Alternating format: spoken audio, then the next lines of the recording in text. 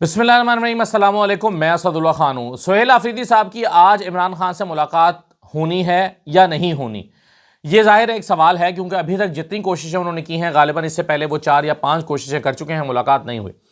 आज फिर उनका लिस्ट में नाम है, आज वो मुलाकात करने के लिए फिर जा रहे हैं। मुझे लगता है कि आज शायद उनकी मुलाकात हो जाए। कल रात तक तो जो मेरे पास खबर थी या इतला थी उसके मुताबिक यही था, और मैंने कल रात को ट्वीट भी इसीलिए की थी। कल रात तक तो मेरे पास यही इतला थी कि उनकी मुलाकात होने के काफ़ी इम्कानात हैं, यानी मुलाकात होने के ज़्यादा इम्कानात हैं, यानी ज़्यादा इम्कानात इस बात के हैं कि मुलाकात हो जाएगी, और उसके लिए मुझे कुछ रास्ता हमवार होता हुआ दिखाई दे रहा था, इसीलिए मैंने कल ट्वीट भी की। अब रात के बाद कोई तब्दीली हो तो मैं कह नहीं सकता, लेकिन अभी भी मुझे लगता है कि उनकी मुलाकात आज हो जाएगी। आज वो इस्लामाबाद हाई कोर्ट पहले गए हैं, उसके बाद अब ये अडयाला जाएंगे, या शायद रास्ते में होंगे और या निकलने वाले होंगे। 2 बजे से लेकर 4 बजे तक का वक्त होता है मुलाकात करने के लिए, लेकिन चीफ मिनिस्टर की मुलाकात वैसे इस शेड्यूल से ना भी हो तो मुलाकात हो जाती है। यानी हमने देखा अलीमीन गंडापुर साहब की मुलाकात के दिन नहीं भी होता था तो हो जाती थी। तो आज जो है वो मुलाकात अगर हो जाती है तो बहुत अच्छी बात है, और अगर मुलाकात नहीं होती तो क्या होगा। मुझे ये लगता है कि पिछले 4-5 दिन से जो एक नरमी नज़र आ रही है पीटीआई की, खैबर पख्तूनख्वा की लीडरशिप की टोन में, शायद वो नरमी बरकरार ना रहे। हम देखते हैं कि जुनैद अकबर साहब ने करक में बहुत सख्त तकरीर की, सुहेल आफरीदी साहब ने करक में बहुत सख्त तकरीर की। उसके बाद हमने देखा कि वहाँ से भी टेम्परेचर उसके बाद थोड़ा नीचे आया है, और जो DGI-SPR की प्रेस कॉन्फ्रेंस थी, प्रेस कॉन्फ्रेंस नहीं थी, ब्रीफिंग थी, सहाफ़ियों के साथ होने वाली मुलाकात 2 दिन जो पहले हुई, उसमें उनकी तरफ से भी काफ़ी नरम रवैया चीफ मिनिस्टर के लिए था, और बार बार सवाल करने के बावजूद भी उन्होंने कोई सख्त बात नहीं की। मुझे लगता है कि खैबर पख्तूनख्वा और इस्टेब्लिशमेंट की हद तक वक्ती तौर पर एक थोड़ी सी रवैये में नरमी विजिबल है, दिखाई दे रही है। लेकिन अगर ये मुलाकात आज नहीं होती तो शायद ये जो सीज़ फायर है ये ज़्यादा अरसा बरकरार ना रहे। और इसके अलावा मुझे ये भी लगता है कि एक प्लान जिसका मैंने आपसे जिक्र किया था कि खैबर पख्तूनख्वा की हुकूमत और पाकिस्तान तहरीक इंसाफ ने एक जो प्लान बना रखा है, इनफैक्ट मैं अगर अपने आप को करेक्ट करूं तो मैं कहूँगा कि खैबर पख्तूनख्वा की हुकूमत नहीं, इनफैक्ट पीटीआई ने जो प्लान बना रखा है, और सुहेल आफरीदी साहब जो कि चीफ मिनिस्टर हैं KP के, वो उनका हिस्सा होंगे उस प्लान का। उसको इन्होंने 29 तारीख को अनाउंस करना था, 29 को। ये ज़ाहिर एजिटेशन का एक प्लान है, और इन्होंने 29 अक्टूबर को अनाउंस करना था, लेकिन फिर उसको मौखर कर दिया गया। अब इसे जो मौखर किया गया है, तो शायद अगर आज मुलाकात नहीं होती, और मुझे खदशा है कि टेम्परेचर इससे बढ़ जाएगा, तो फिर वो जो प्लान है उसको भी अनाउंस कर दिया जाएगा। लेकिन अगर मुलाकात हो जाती है तो उसका क्या इम्पैक्ट आएगा, ये भी अपनी जगह पर एक सवाल है। क्योंकि अगर मुलाकात होती है तो इसकी 2 सूरतें हो सकती हैं। एक मामला तो ज़ाहिर है वो एहतजाज का है, जो सुहेल आफरीदी साहब जो हैं वो या पाकिस्तान तहरीक इंसाफ एंटिसिपेट कर रही है कि इमरान खान एहतजाज की कॉल देने वाले हैं। तो पूछा जाएगा कि आप क्या समझते हैं कि क्या नवंबर में पाकिस्तान तहरीक इंसाफ को एहतजाज की कॉल देनी चाहिए, और क्या इस्लामाबाद मार्च करना चाहिए, इस्लामाबाद की तरफ आना चाहिए, या कोई और रास्ता इख्तियार करना चाहिए, या क्या स्ट्रैटेजी है, या मुज़ाकरात की तरफ बढ़ना चाहिए। इन तमाम मामलात पर वो इमरान खान से हिदायत लेंगे, और इमरान खान जो भी हिदायत देंगे, ज़ाहिर है सुहेल आफरीदी के बारे में ये नहीं कहा जा सकता अभी तक कि वो उससे एक कदम भी आगे पीछे होंगे, क्योंकि अलीमीन गंडापुर साहब उस बात को मानने से इनकार की तो ज़रूरत नहीं रखते थे, लेकिन बहरहाल उसमें अपनी चीज़ें शामिल करके वो इस तरह से उसको एग्जीक्यूट करते थे कि थोड़ा हो भी जाए और थोड़ा ना भी हो।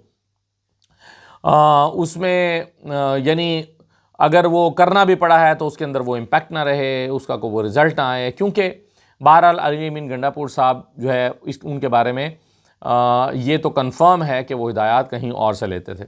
तो अब सुहेल आफरीदी साहब को अगर इमरान खान साहब कुछ हिदायत दे देंगे एहतजाज के हवाले से, तो फिर वो ना दाएँ देखेंगे, ना बाएँ देखेंगे, ना इस्टेब्लिशमेंट की तरफ देखेंगे, ना किसी और तरफ देखेंगे। बस उनका फिर ये होगा कि मैंने इसको एग्जीक्यूट करना है, उसके नताइज कुछ भी निकले, नताइज से बेपरवाह होकर करना है।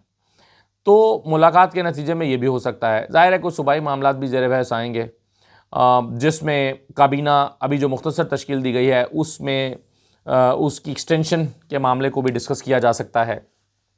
तो इस तरह की चीज़ें जो हैं वो की जाएंगी, डिस्कस की जाएंगी या डिस्कस होंगी।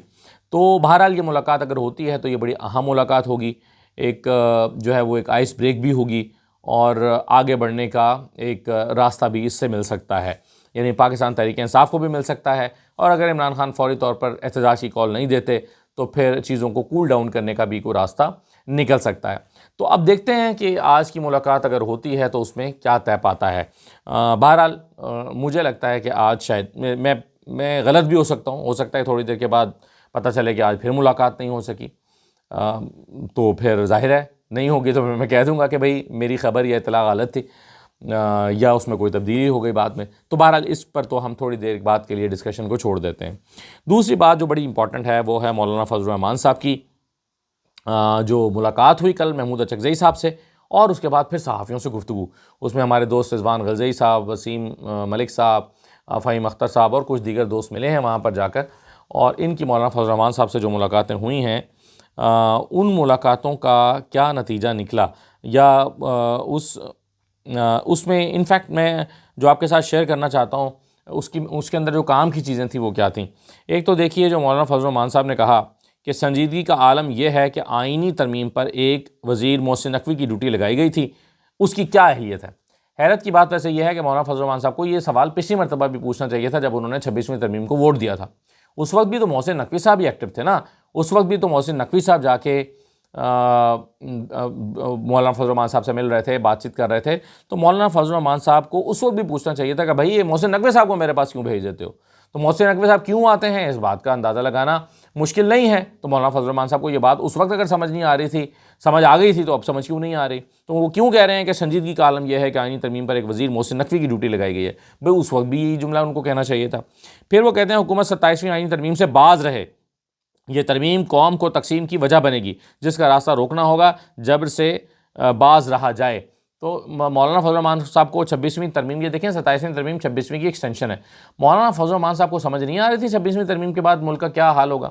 اس وقت انہوں نے جا کے جب 26ویں ترمیم کی اور عدالتی ڈھانچہ سارا کا سارا تباہ ہو گیا، تو اس وقت مولانا فضل الرحمان صاحب کو سمجھ نہیں آئی کہ جو ہے وہ اس کو کیا کر رہے ہیں۔ اب وہ ہوائی فائرنگ کر رہے ہیں، جب وہ کچھ بھی نہیں کر سکتے تو خام خواہ کی ہوائی فائرنگ کر کے اور چچا بننے کی کوشش کر رہے ہیں۔ پھر وہ کہتے ہیں محمود اچکزئی کو لیڈر آف دی اپوزیشن تسلیم کیا ہے، کوئی اعتراض نہیں ہے۔ چلیں یہ تو اچھی بات ہو گئی۔ مولانا فضل الرحمان صاحب جن کے بارے میں بڑی چہمگوئیاں کی جا رہی تھیں کہ وہ پیپلز پارٹی ان کو کہہ رہی ہے کہ آپ بنے اپوزیشن لیڈر، ہم آپ کو سپورٹ کریں گے، وہ کہتے ہیں نہیں جی محمود اچکزئی کو میں نے لیڈر آف دی اپوزیشن تسلیم کیا ہے۔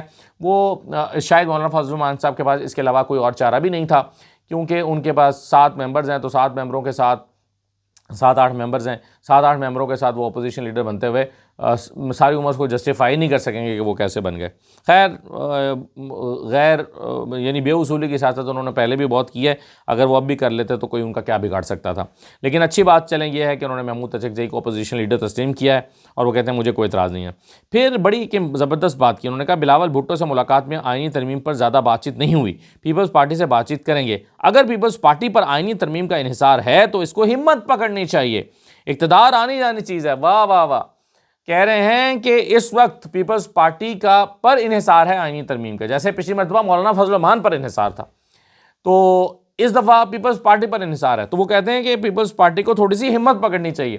تو پھر کوئی مولانا فضل الرحمان صاحب سے یہ تو پوچھے کہ مولانا فضل الرحمان صاحب آپ نے کیوں ہمت نہیں پکڑی تھوڑی سی، آپ بھی انکار کر دیتے۔ تو جیسے آپ کے ہاں انکار کی گنجائش نہیں تھی، ایسے پیپلز پارٹی کے بھی ہاں بھی نہیں ہے۔ یعنی مولانا فضل الرحمان صاحب اس وقت اتنا بھی نہیں کر سکے تھے کہ وہ کم از کم قاضی فائزہ کی ریٹائرمنٹ کے بعد تک معاملہ لے جاتے اور کہتے کہ ٹھیک ہے جو بنتا ہے سینئر پیونر جج ہے، جیسے منصور علی شاہ کو چیف جسٹس لگنے دیں، اس کے بعد ہم کر لیں گے۔ مگر مولانا فضل الرحمان صاحب نے اس کو 25 سے پہلے کیا، 25 اکتوبر سے پہلے جب قاضی فائزہ صاحب نے جانا تھا اس سے پہلے ترمیم کو منظور کروایا تاکہ منصور علی شاہ صاحب نہ لگیں اور کسی اور کو چیف جسٹس بنایا جائے، جیسے یحییٰ فریدی بن گئے۔ تو مولانا فضل الرحمان صاحب نے اتنی ہمت بھی نہیں کی کہ اس کو کم از کم 2-4 دن آگے لے جاتے اور نیا چیف جسٹس لگ جانے دیتے، بعد میں ترمیم ہو جاتی۔ مولانا فضل الرحمان صاحب نے خود اس وقت اتنی ہمت بھی نہیں کی، اور آج کہہ رہے ہیں کہ پیپلز پارٹی تھوڑی سی ہمت کرے۔ ہے نا مزے کی بات۔ پھر وہ کہتے ہیں کہ جن چیزوں کو 26ویں ترمیم کے وقت نکالا گیا ان کو پھر سے لایا جا رہا ہے، یہ جبر ہے، بدنیتی ہے۔ خواہش ہے کہ اپوزیشن تقسیم نہ ہو، معتدل ماحول کو شدت کی طرف مت لائیے، آئین کے حوالے سے احتیاط سے قدم اٹھانا چاہیے۔ کل تک اسحاق ڈار کہہ رہے تھے کہ ترمیم نہیں آ رہی، جب مسودہ ملے گا تو پارٹی کا اجلاس بلائیں گے۔ پھر انہوں نے کہا کہ اس وقت تو 26ویں آئینی ترمیم عدالت میں زیر سماعت ہے، پہلی ترمیم کا لقمہ پھنسا ہوا ہے، دوسرا لقمہ دے دیا گیا، ایسا تاثر نہ ہو جس سے آئین کو کھلواڑ بنا دیا گیا ہو۔ یہ اسمبلی عوامی نمائندہ نہیں ہے، یہ الیکشن بنے بنائے نتائج کے تحت حکومت بنائی گئی، اس اسمبلی کو آئین نہیں چھیڑنا چاہیے۔ اچھا، اب سوال یہ پیدا ہوتا ہے کہ مولانا فضل الرحمان صاحب جو ہیں، یہ جس اسمبلی کے بارے میں کہہ رہے ہیں کہ اس کا تو مینڈیٹ ہی نہیں ہے کہ یہ آئین میں تبدیلی کرے، اسی اسمبلی سے مولانا فضل الرحمان صاحب نے 26ویں ترمیم پاس کرائی۔ تو یہ کیسی منافقت ہے، یہ کیسی دو نمبری ہے، یہ کیسا فریب ہے کہ اس وقت آپ کو یہ ساری باتیں یاد نہ آئیں۔ اس وقت مولانا فضل الرحمان صاحب نے نہیں کہا کہ بھائی دیکھیں یہ اسمبلی جو ہے وہ بنے بنائے ووٹوں سے، بنے بنائے نمبروں سے بنائی گئی ہے، یہ اسمبلی جعلی نمبروں سے بنائی گئی ہے، جعلی فارم 47 سے بنائی گئی ہے، یہ اسمبلی ترمیم پاس نہیں کر سکتی، میں آئینی بینچ کے حق میں ہوں لیکن اسمبلی سے نہیں ہونا چاہیے۔ یہ بات اس وقت مولانا فضل الرحمان صاحب نے نہیں کی۔ آج فرما رہے ہیں کہ جی یہ اسمبلی جو ہے اس کے پاس تو مینڈیٹ ہی نہیں ہے کہ وہ ترمیم لائے۔ تو پھر وہ کہتے ہیں 26ویں ترمیم کا لقمہ پھنسا ہوا ہے۔ بھائی 26ویں ترمیم آپ کا شاخسانہ ہے، آپ کا برین چائلڈ ہے، آپ ہی لے کر آئے ہیں 26ویں ترمیم، آپ اس کے ذمہ دار ہیں۔ پھر انہوں نے فرمایا کہ انہوں نے محمود اچکزئی صاحب کے سامنے کچھ تجاویز رکھی ہیں، اور ہاں ایک بات پہلے میں آپ کو بتا دوں، انہوں نے کہا کہ جب مجھ پر انحصار تھا تو میں نے 1 مہینہ اور 1 ہفتہ مذاکرات چلائے، اب پیپلز پارٹی پر انحصار ہے تو انہیں مذاکرات کرنے چاہیے، اقتدار ہی ہر چیز نہیں ہوتی۔ آپ کے پاس تو اقتدار بھی نہیں تھا تو آپ انکار نہیں کر سکے، تو جن کے پاس اقتدار ہے وہ کیسے انکار کر دیں مولانا فضل الرحمان صاحب؟ یہ سوال تو آپ سے کرنا چاہیے ویسے کہ کیسے انکار کر دیں وہ؟ آپ تو اپوزیشن میں رہتے ہوئے انکار نہیں کر سکے، وہ تو پھر حکومت میں ہیں۔ بہرحال انہوں نے محمود اچکزئی صاحب کے سربراہی میں جو وفد آیا تھا اس سے انہوں نے جو ملاقات کی، یہ تو وہ ساری گفتگو ہے جو صحافیوں کے ساتھ انہوں نے کی تھی۔ تو مولانا فضل الرحمان صاحب کے ساتھ محمود اچکزئی صاحب کی قیادت میں جو وفد آیا تھا اس کے بارے میں انہوں نے کہا کہ ممکنہ طور پر آئینی ترمیم کو روکنے کے 3 راستے ہیں۔ ایک، عوامی احتجاج کے ذریعے دباؤ ڈالا جائے، حکومت سے براہ راست مذاکرات کیے جائیں، اور پیپلز پارٹی سے بات چیت کے ذریعے راستہ نکالا جائے۔ وہ کہتے ہیں یہ 3 راستے ہیں، یا تو عام احتجاج کے لیے نکلیں اور دباؤ ڈالیں اور احتجاج اس کو روک دیں ترمیم کو۔ اب مولانا فضل الرحمان صاحب سے سوال ہے کہ کیا وہ نکلیں گے؟ کیا وہ آ کر یہاں پر دھرنا دیں گے؟ اس وقت جب عدالت میں انتخابات کا معاملہ چل رہا تھا اور چیف جسٹس عمر عطا بندیال صاحب تھے، تو مولانا فضل الرحمان صاحب نے عین سپریم کورٹ کے سامنے آ کر کنٹینر لگایا تھا، اور وہ خاکسارہ، ان کے جو خاکسارے ہیں خاکی وردی والے، وہ سارے آ کر لائن سے انہوں نے سپریم کورٹ کے دروازے کے ساتھ کھڑے کر دیے تھے، اور نون لیگ ان کے ساتھ تھی، اور انہوں نے اتنا دباؤ ڈالا تھا کہ عمر عطا بندیال صاحب 1 ہفتے کے لیے انہوں نے کیس کو ملتوی کر دیا تھا۔ تو آج کیا آپ نکلیں گے احتجاج کرنے کے لیے اور پارلیمنٹ کے باہر کھڑے ہو کر اسی طرح کا کنٹینر لگائیں گے اور خاکساروں کو لے کر آئیں گے خاکی وردی میں ڈنڈے اٹھا کر کہ وہ اس ترمیم کو ہونے سے روکیں؟ اگر نہیں کریں گے تو پھر سمجھ لیجئے کہ مولانا فضل الرحمان صاحب ہوائی فائرنگ کر رہے ہیں اور اس کا کوئی مقصد نہیں ہے، وہ صرف جملے بازی کرنے کے علاوہ۔ دوسرا، وہ کہتے ہیں حکومت سے براہ راست مذاکرات کیے جائیں۔ چلیے کیجئے، پیپلز پارٹی سے بات چیت کی جائے، ان کو منایا جائے کہ وہ اس مذاکرات میں نہ کریں۔ پیپلز پارٹی کی کہانی بھی سن لیں کتنی دلچسپ ہے۔ پیپلز پارٹی آج رات کو CEC کر رہی ہے اور اس میں وہ اپروول لے گی کہ یہ ترامیم ہونی چاہیے کہ نہیں ہونی چاہیے، اور کیسے دلچسپ بات ہے کہ ابھی تک پیپلز پارٹی کے سینئر سے سینئر رہنما نے مسودہ نہیں دیکھا۔ مسودہ دیکھے بغیر، ڈرافٹ دیکھے بغیر اس کی حمایت کرنے کا فیصلہ کرنے جا رہے ہیں، یا چلیں ہو سکتا ہے مخالفت کر دیں، یا کچھ شیخوں کی حمایت ہو کچھ کی مخالفت کر دیں، لیکن مسودہ نہیں دیکھا۔ اتنی جرت نہیں ہے کہ کہیں کہ بھائی ہم نے CEC کا اجلاس کرنا ہے، اس میں اپروول لینی ہے، حکومت سے کہیں کہ ہمیں مسودہ تو دے دو، کیونکہ وہ یہ کہہ نہیں سکتے، کیونکہ حکومت سے کہیں گے تو حکومت کہے گی کہ بھائی مسودہ تو ساڈے کول بھی نہیں ہے، ہم کہاں سے دے دیں۔ تو بلاول آج CEC کا اجلاس کر رہے ہیں، ان کا سب سے بڑا فورم ہے، اس سب سے بڑے فورم پر جا کر ڈسکشن کرنے جا رہے ہیں بلاول صاحب 27ویں ترمیم کے معاملے پر، اور مسودہ ہی نہیں دیکھا اور ڈرافٹ ہی نہیں دیکھا۔ ڈرافٹ دیکھے بغیر وہ فیصلہ کرنے جا رہے ہیں، اور حکومت کو کتنا کانفیڈنس ہے کہ بلاول صاحب آج CEC سے اپروول لے لیں گے، کتنا کانفیڈنس ہے انہیں کہ کل انہوں نے سینٹ کا اجلاس بلا رکھا ہے اور سینٹ میں کل پیش کرنا ہے، یعنی کل وہ سینٹ کے اجلاس میں پیش کرنا چاہتے ہیں اس 27ویں ترمیم کو، اور آج صرف بلاول صاحب کی آج کی جو میٹنگ ہے اس کے ہونے کا، CEC ہے اس کے ہونے کا انتظار تھا۔ ادھر CEC ہوگی اور ادھر جو ہے وہ وہ کل پیش ہو جائے گا. تو کتنا کانفیڈنس ہے, انہیں پتہ ہے کہ بلاول صاحب آج اپروول لے لیں گے. ویسے تو خیر سی سی کا اجلاس بھی منعقد نہ ہوتا اور بلاول صاحب فیصلہ کر دیتے تو پیپلز پارٹی میں کس نے بولنا تھا. لیکن کتنی مضحکہ خیز بات ہے کہ سی سی کا اجلاس کیے بغیر بلاول صاحب جو ہے وہ یہ کرنے جا رہے ہیں. تو ادھر اب یہ جو آئین میں کھلواڑ ہوگا جس میں آرٹیکل 200 میں بھی تبدیلی ہے. آرٹیکل 200 میں تبدیلی کا مطلب ہے کہ ججز کو ٹرانسفر کرنے کا اختیار جوڈیشل کمیشن کے پاس آ جائے گا, اور جوڈیشل کمیشن کے اختیار کے آنے کے بعد وہ ججز ناپسندیدہ ججز کو اٹھا کر دائیں بائیں بھیجیں گے. اب ہمارے دوست وسیم ملک صاحب کی خبر یہ ہے, وہ کہتے ہیں کہ جسٹس سردار اعجاز اسحاق اور جسٹس بابر ستار ان کو بلوچستان ہائی کورٹ بھیج دیا جائے گا, جسٹس سمن رفت جو ہیں ان کو سندھ ہائی کورٹ بھیج دیا جائے گا, اور جسٹس محسن اختر کیانی کو لاہور بھیج دیا جائے گا. اچھا, جسٹس محسن اختر کیانی کو کیوں نہیں بلوچستان بھیجا جائے گا؟ پتہ نہیں, ہو سکتا ہے وہاں پر بھی بلوچستان ہائی کورٹ میں لاپتہ افراد کی چیزیں اور اس طرح کے سینسٹیو معاملات آتے ہوں گے, تو محسن اختر کیانی صاحب کو وہاں نہیں بھیجا جائے گا.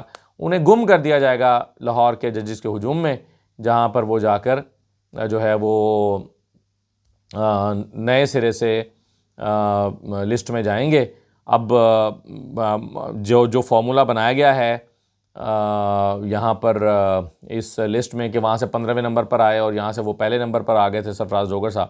اب محسن اختر کیانی صاحب لاہور ہائی کورٹ جائیں گے تو وہ اسلام آباد ہائی کورٹ کے دوسرے نمبر کے جج ہیں, تو وہ وہاں پر کتنے نمبر پہ جائیں گے, یہ بہرحال ایک الگ دلچسپی کا موضوع ہوگا.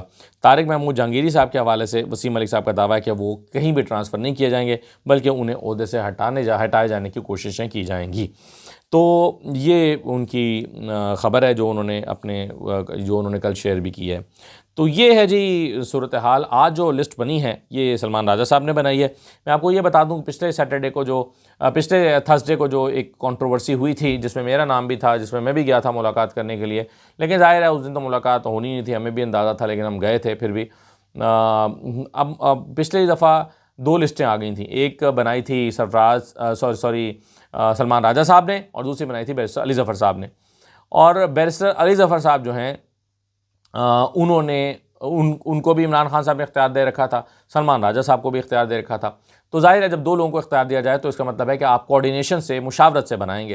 اب میری اطلاع یہ ہے کہ سلمان راجہ صاحب بیرسٹر علی ظفر صاحب کو لسٹ بنانے کے لیے یا فائنل کرنے کے لیے رابطہ کرتے رہے, کالز کرتے رہے, میسیجز کرتے رہے. علی ظفر صاحب نے ان کالز کو رسپونڈ نہیں کیا, ان میسیجز کا جواب نہیں دیا, رابطہ نہیں کیا, اور کوئی جواب دیے بغیر انہوں نے خاموشی اختیار کیے رکھی. ظاہر ہے وہ یہ چاہتے ہوں گے کہ وہ اپنی مرضی سے ایک لسٹ بنا کے دیں. سلمان راجہ صاحب نے جب دیکھا کہ ان کی طرف سے کوئی رسپانس نہیں آ رہا, کوئی جواب نہیں آ رہا, سلمان راجہ صاحب نے لسٹ جاری کر دی. جب انہوں نے لسٹ جاری کر دی تو اس کے بعد بھی علی ظفر صاحب نے سلمان راجہ صاحب سے رابطہ نہیں کیا اور علی ظفر صاحب نے خاموشی سے ایک نئی لسٹ جاری کر دی. تو یہ ہیں معاملات پارٹی کے اندر کے. اب اس کے بعد پھر آپ جانتے ہیں کہ کل عمران خان صاحب نے لسٹیں بنانے کا اختیار بھی سلمان راجہ ہی کو دے دیا ہے, اور یہ اختیار بیرسٹر علی ظفر صاحب سے لے لیا گیا ہے. ظاہر ہے انہیں بتایا گیا ہوگا کہ بھائی انہوں نے اس طرح سے یعنی باہر تو سیاست کرتے نہیں ہیں, پارٹی کے اندر سیاست کرتے رہتے ہیں پی ٹی آئی کے ماشاءاللہ لوگ. تو اس لیے یہ جو لسٹ ہے یہ سلمان راجہ صاحب کو بنانے کا اختیار اب مل گیا ہے اور وہی بنایا کریں گے. اجازت دیجیے, اللہ حافظ.